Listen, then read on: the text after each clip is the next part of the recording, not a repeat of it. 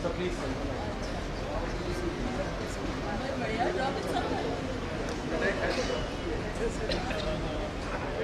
पगड़ी पहनाकर हमारे आज के मुख्य अतिथि साहब का सम्मान हो रहा है।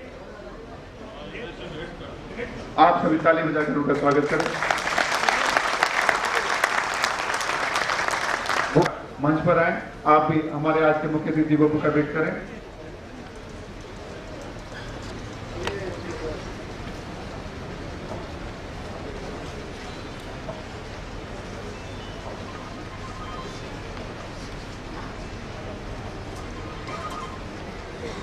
हेलो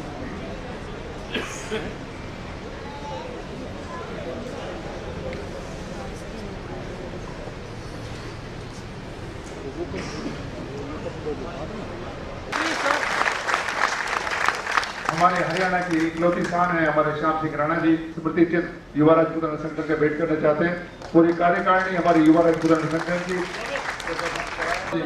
ठाकुर जी, विनोद राम, मैं हम सभी मिलकर आज के अतिथि साहब का स्वागत करेंगे।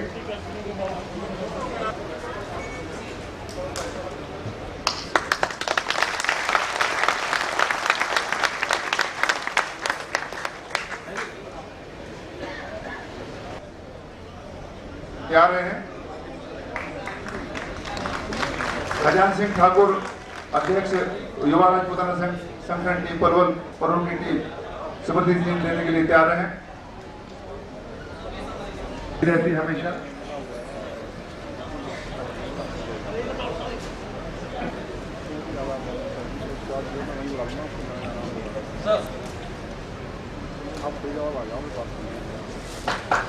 जोरदार ताली।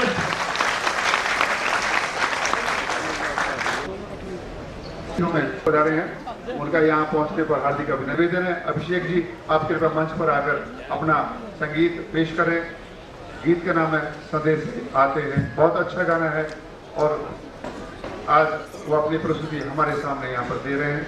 अभिषेक जी, जितने भी हमारे बीच में आप सभी गाने सुनना साथ दीजिए प्लीज, और बहुत जोश के साथ तालियां बजाते रहिएगा।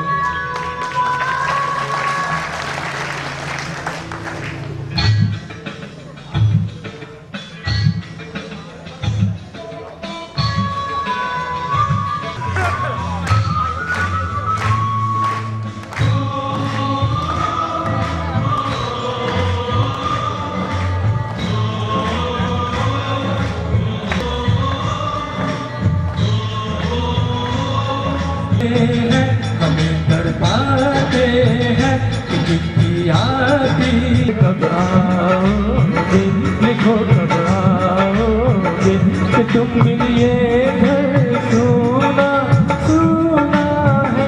संदेश आते हैं हमें तड़पाते हैं कि चिट्ठी आती है, पूछे जाती है कि घर कब आओगे, घर कब आओगे, लिखो कब आओगे कि तुम लिए दिल सुना सुना है। किसी की सांसों में, किसी की धड़कन में, किसी की चूड़ी में, किसी के कंगन में,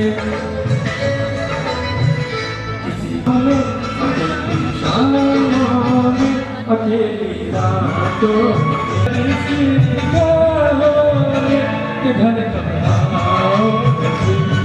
कब आओगे, लिखो कब आओगे कि तुम लिए घर सुना सुना है।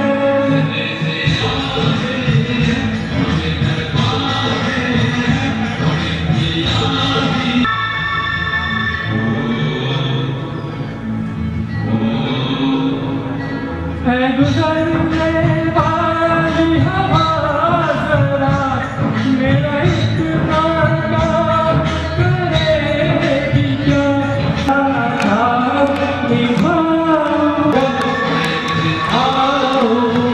Thank you. बहुत सुंदर प्रस्तुति अभिषेक द्वारा, और कृपया करता जरूरी से इस बच्चे का स्वागत करें। बहुत बहुत अच्छा इसने गाना गाया। हमारे बीच में हमारी junior team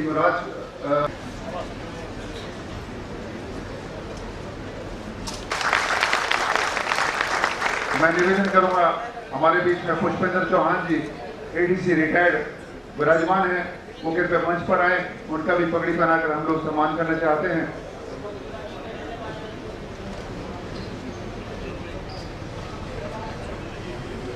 major Vijendra Singh का सम्मान हमारे आज के मुख्य अतिथि श्री श्याम सिंह राणा जी, मुख्य संसदीय सचिव हरियाणा सरकार ने की तुलचा तान लिया करता है।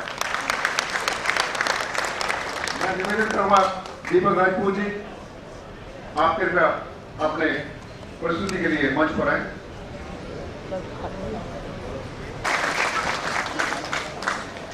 हमारे बहुत ही सम्मानीय श्री वीके तोमर जी, उनकी पुत्री गरिमा सिंह जी हमारे बीच में बैठी है। मैं निवेदन करूंगा गरिमा सिंह जी, आप कृपया मंच पर आए और सूरजपाल सिंह अमू जी जो हमारे की गरिमा में उपस्थित है आज हमारे संघ कारीगर की, उनसे आप सम्मान प्राप्त करें। गरिमा सिंह जी,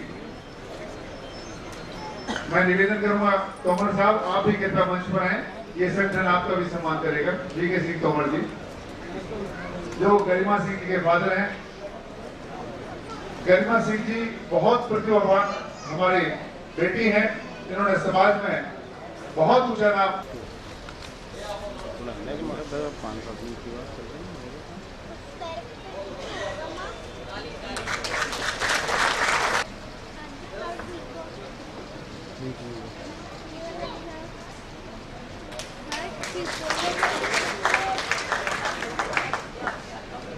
आप तालियों से हमारी वेबसाइट का सम्मान करें और हमारे अतिथिगण एक बार रुके। श्याम सिंह राणा साहब, अमू साहब, एक द कॉन्स्टिट्यूशन ऑफ इंडिया हमारे अध्यक्ष श्री एसपी सिंह चौहान साहब द्वारा लिखित किताब है जो आपको हमारे अध्यक्ष भेंट करना चाहते हैं।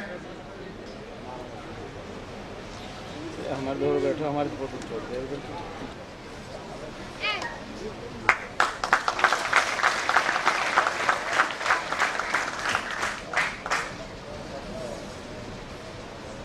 बहुत ज्यादा आवश्यकता है इस देश के लिए काम करने की, इस समाज के लिए काम करने की।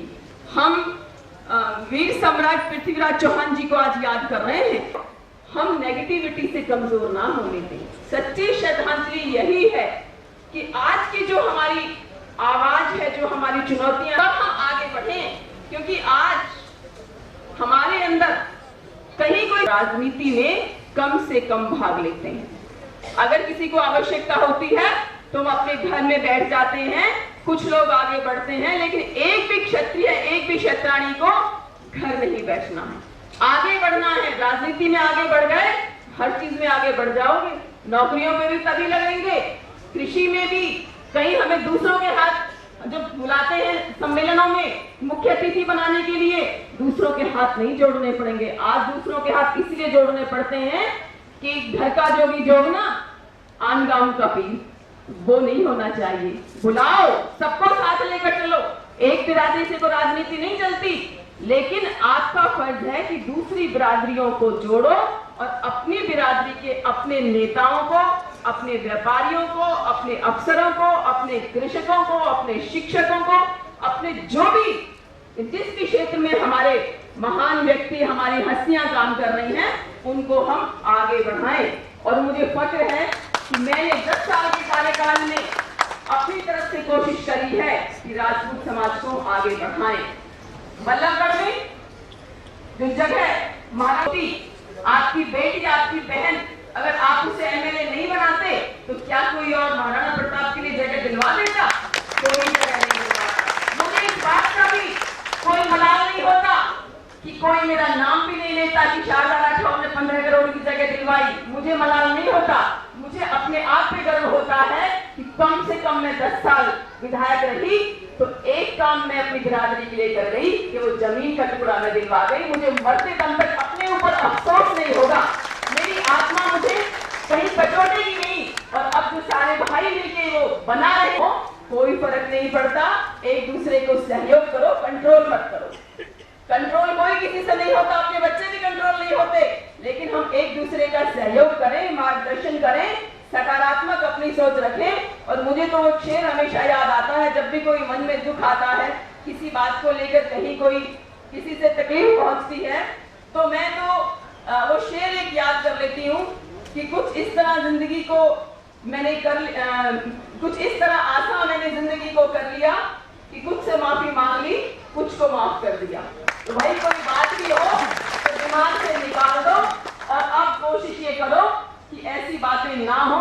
हम अपने समाज को आगे बढ़ाएं, अपने बच्चों को हम अच्छी शिक्षा दें ताकि वो भी महाराणा प्रताप के पद चिन्हों पे चल के, जैसे महाराणा प्रताप ने मोहम्मद गौरी को माफ किया था, सबसे बड़ी क्षत्रिय की पहचान ये है कि वो माफ करना जानता है, क्षत्रिय त्याग करना जानता है, क्षत्रिय दूसरों की तकलीफ अपने ऊपर लेना जानता है। तो आज हमारे नौजवानों में कहीं किसी भी किस्म की काबिलियत की कमी नहीं है। और मैं पृथ्वीराज चौहान जी के लिए तो यही कहूंगी, अपने वीर सम्राट के लिए, अपने पूर्वजों के लिए, कि ऐसे लोग धरती पर कभी कभार पैदा होते हैं। हजारों साल नरगिस अपनी बेनूरी पे रोती है, हजारों साल नरगिस अपनी बेनूरी पे रोती है, बड़ी मुश्किल से होता है चमन में दीदावर पैदा। तो मैं जो सल्यूट करती हूँ वीर सम्राट पृथ्वीराज चौहान जी को, महाराणा प्रताप जी को, और आप सबको, अपने समाज को तान के नजरें झुकाकर नहीं, नजरें उठाकर कहते हैं कि हाँ हम क्षत्रिय हैं। मेरी अगर राजनीति में भी पहचान है तो सबसे बड़ी बात यह है कि मैं क्षत्रिय हूँ, मैं राजपूतों की लड़की हूँ। तो कोई पूछेगा, और अगर अपना समाज साथ नहीं है तो कोई नहीं पूछेगा। भाई मेरे से कोई लगे ना लगे, मैं आपके संग हूँ, मैं ये कहना चाहती हूँ। और मुझे भी 2 बार चुनाव लड़ी हूँ, उन्होंने दिल खोल के तन मन धन से मेरी मदद करी है, तन मन धन से। इसलिए मैं छोटी मोटी बात कहीं कोई भी होती है ना, मैं दिल से नहीं लगाती, क्योंकि मुझे पता है जब बड़ा परिवार होता है, जब ज्यादा बर्तन होते हैं जिस रसोई में, तो बर्तन आपस में बजेंगे, थोड़ी सी आवाज भी आएगी, लेकिन इससे हमारी कोई कमजोरी जाहिर नहीं होती है। जब जरूरत हो तब हम सब एक हैं। जैसे हम हिंदुस्तानी आपस में लड़ते रहते हैं ना, और बात आती